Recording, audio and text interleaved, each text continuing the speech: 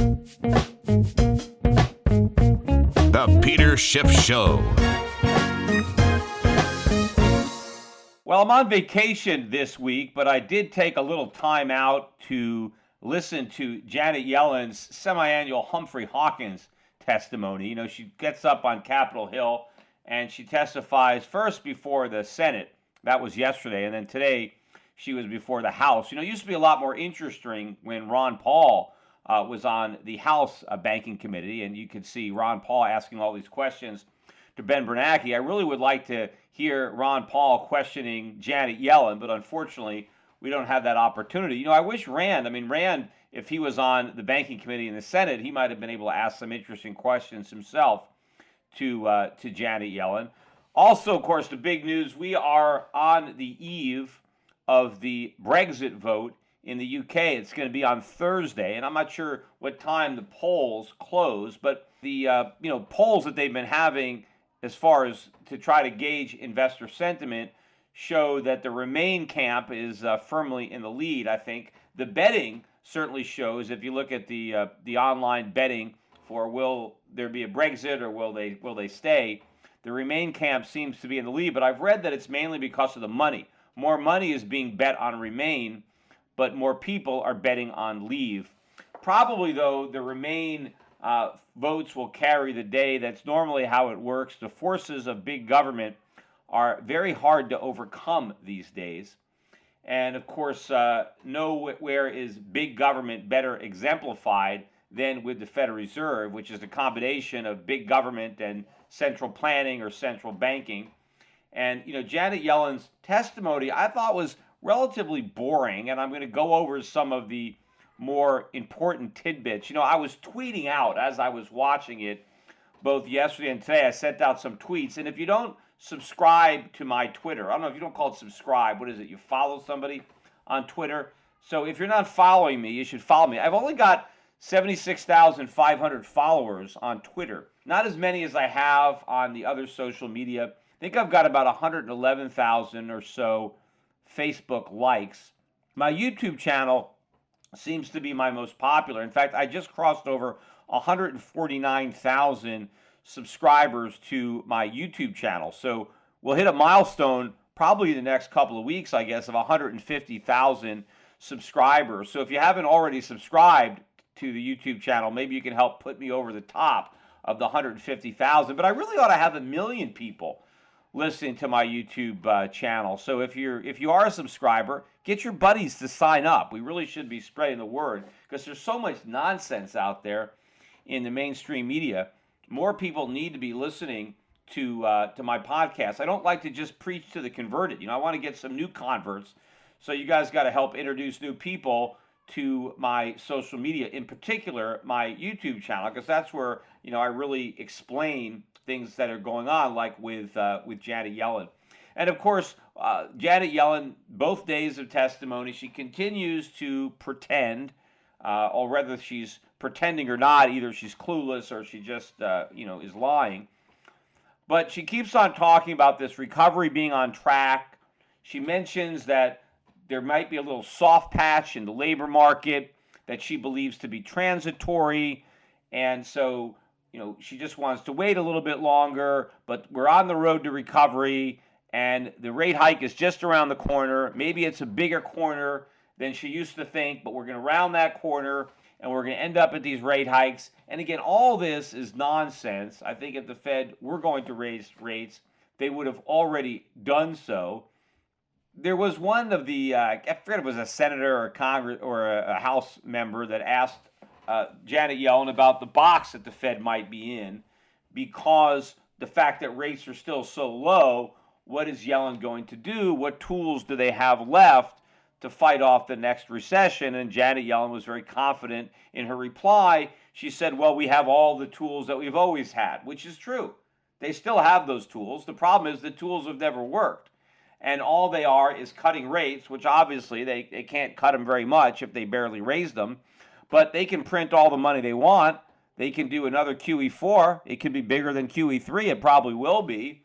And even though Janet Yellen, in response to a direct question about negative interest rates, said that she didn't think the Fed would go there, Well, we'll see. When push comes to shove, they may be more willing to go there than they are admitting right now because they still want to pretend that the recovery is on track. So why even bring up negative rates when you're talking about raising rates? So I think once the conversation turns, then negative rates may be a more serious consideration. It was funny. I thought that one of the congressmen asked about Puerto Rico. What are you going to do about Puerto Rico? Can the Fed do anything about Puerto Rico?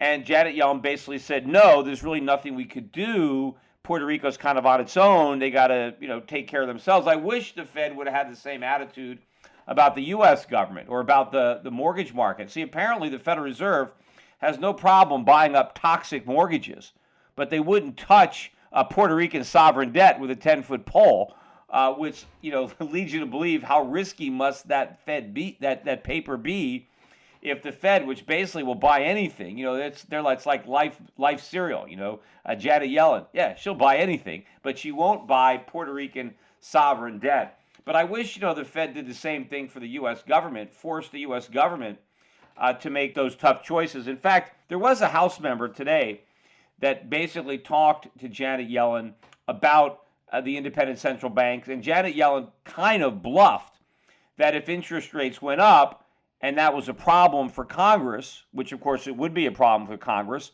that Congress would have to deal with that problem. I don't believe her for a second. I believe that one of the reasons specifically that Janet Yellen doesn't want to raise rates is because she knows that will complicate the budget situation in Washington because the federal government can't afford to pay higher interest rates. If the Federal Reserve already bailed out the government by doing QE and buying all these bonds, why are they going to change course? I don't believe for a second Janet Yellen's tough talk about how independent the Federal Reserve is and how if the situation warranted it, they would raise interest rates and Congress would have to deal with the consequences. There's no way that the Fed is going to do that. I mean, the Fed is going to cooperate, and maybe she fooled some of the people on at that subcommittee, but she didn't fool me. One of the interesting, of course, she always gets these questions about jobs and how you're going to create jobs. And Janet Yellen talks about the fact that, hey, my job at the Fed is to help create jobs. How can the Federal Reserve create jobs? I mean, what can they do?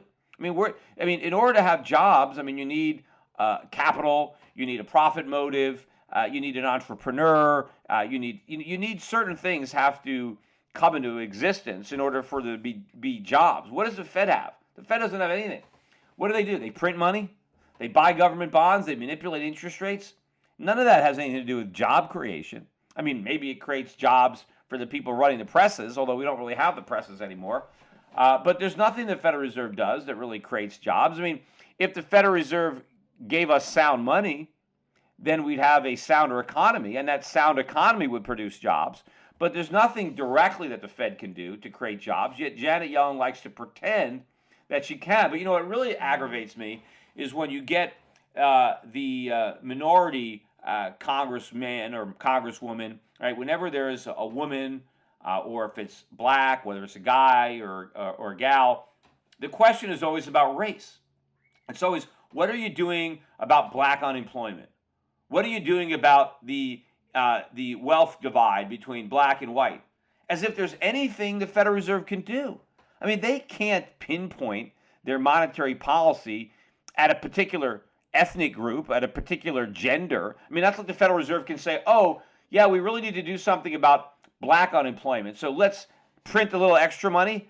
How? They can't target it. They don't know where it's going to go. They're going to lower interest rates. How do they siphon that to banks that are making loans to blacks? I don't know. It's always ridiculous that you get these questions about the Fed. And then, of course, you get these diversity questions. You get the minority congressman asking the Fed, why don't we have more blacks running the member banks? Or why don't we have more women? Meanwhile, we got a woman who was in the top spot. Isn't that good enough? We got chairman is a woman, but apparently there's still not enough X chromosomes over at the FOMC. And we need some more blacks or some more Hispanics.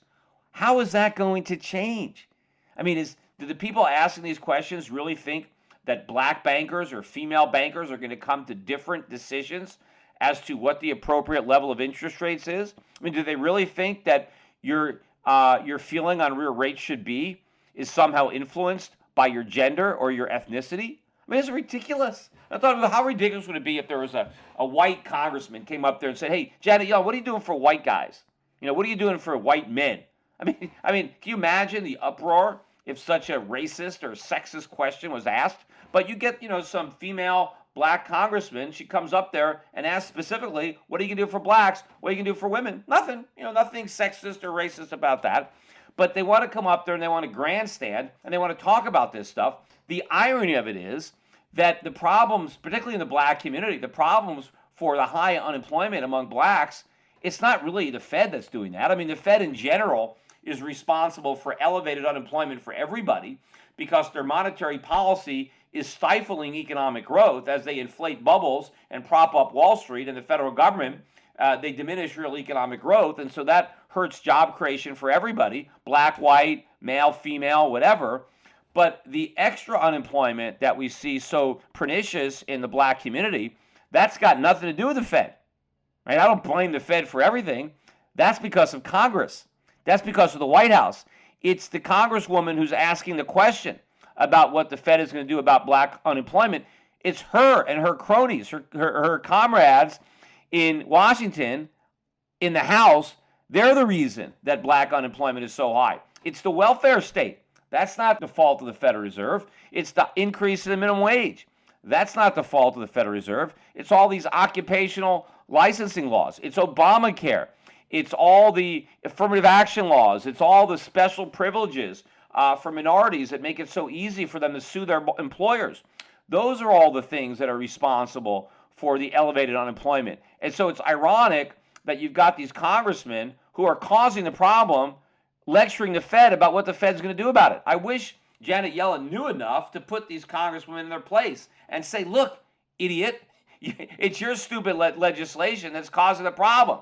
Don't expect me to solve your problem. You got to undo all that legislation. But of course, they're never going to say that. They're always so respectful of these questions, no matter how idiotic they happen to be. One of the funnier responses. There was a congressman that was asking, "What is Janet Yellen doing for the poor?" Because quantitative easing is helping the rich because it's pushing up stock prices, and the poor people don't own stocks. So yes, this is great for the rich because the rich own stocks. And so what are you doing for the poor? And Janet Yellen said, well, real estate prices are also up, as if that's good for the poor. I mean, how are higher home prices good for the poor? According to Janet Yellen, it is. She thinks poor people are benefiting from higher home prices. Maybe Janet Yellen doesn't realize this, but poor people don't own houses. But what they do is they rent. They usually don't rent houses, they rent apartments. And rents have been going up a lot thanks to the Fed. So the Fed, she thinks the poor people own houses, but they don't. They rent apartments. And rents are going up for the same reason that house prices are going up, for the same reason that stock prices are going up. And that's because the Fed is printing a lot of money. And it's not helping the poor. In fact, if anything, maybe the poor, they don't have any money in the stock market. Maybe they got a little money in the bank. Not much, right, because they're poor, but they got a little, and they're getting no interest thanks to Federal Reserve. And of course, not only are they not getting any interest, but the cost of living is going up. So the value of their savings is going down. And of course, most poor people, all they have is their wages, if they have a job, if they're working poor. And what is the Federal Reserve doing to the value of wages with all this money printing at artificially low interest rates? Wages are losing value. It's assets that the poor people don't own that are going up in value, but the wages that the poor people earn in exchange for their labor, that's what's going down in value. So everything the Fed is doing is hurting the poor, and of course everything that Congress is doing is hurting the poor, yet they all stand up there and pretend that what they're doing is helping. But I thought the most ridiculous conversation, and probably the most telling, had to do with the Fed's balance sheet and whether or not at some point in time the Federal Reserve will start to lose money, which of course it will. Right now, the Federal Reserve earns about, like $100 billion a year. I don't know the exact amount, but I think they were throwing around that number. Let's say $100 billion a year is what the Federal Reserve earns as interest on its portfolio of U.S. Treasuries, mostly U.S. Treasuries. Of course, they got mortgage-backed securities and stuff like that. And of course, thanks to Operation Twist, a lot of these treasuries are long-term, right? They're 10 to 30-year bonds. And so the yields on that paper, 2% to 3%. Now, what is the Federal Reserve paying banks for their excess reserves? I think it's paying 50 basis points. So there's a big spread there. The Fed is collecting 200 to 300 basis points on its bonds. It's shelling out 50 basis points to the banks, and the difference is profit. Now, it's able to keep some of that profit. I think it's allowed to make about a 5% profit on its equity. And then the rest of it returns to Congress, and Congress gets a big fat check. And now people were saying, well, what would happen if the situation turned and the Fed started losing money? Now, of course, that's a very valid question because that's exactly what is going to happen. The situation is going to turn, and it can turn one or two ways. One is the Federal Reserve has to pay more to banks. Let's say it has to jack interest rates up to 3 or 4 or 5% because inflation is accelerating and the Fed has to step on the brakes, right? It also could be because the economy is picking up, but that ain't going to happen. It's more likely going to be because inflation is getting worse. And so the Fed has to raise rates. Now, all of a sudden, the Fed has to pay the banks 3 or 4%. It's only collecting 2 or 3%. And now that, contango flips around, and now the Fed is losing $100 billion a year. And now what do? Instead of sending Congress a check for $100 billion, they send them a bill. And now where is Congress going to get that money? I don't know. They're not going to get it from the Fed because the Fed is the one that's sending them the bill. But here is the real crisis. What happens if inflation really starts to accelerate and the Federal Reserve has to shrink its balance sheet because it needs to sop up a lot of that excess liquidity that's out there, right? It's called open market operations. When the Fed is stimulating, when it's easing, it is expanding the money supply. So it is buying government bonds and creating money and putting new money into circulation. But when it wants to fight inflation, it has to do the reverse. It has to sell government bonds from its portfolio and mop up the liquidity. So it sells the bonds and it buys back its own paper, its own IOUs, the dollar. Well, what happens when your portfolio is 10, 20, 30-year treasuries, and now you have to sell in a rising interest rate environment in order to shrink your balance sheet? You're going to sell at a huge loss. If you bought those bonds when the 30-year yield was 3% and you're selling it when it's 6 or 7%, you're going to take a huge loss. In which case, the Federal Reserve is going to be sending the U.S. Congress a bill not for $100 billion, but maybe for $500 billion or $1 trillion. Who knows how much they're going to lose on this portfolio? And of course, that would be a complete implosion.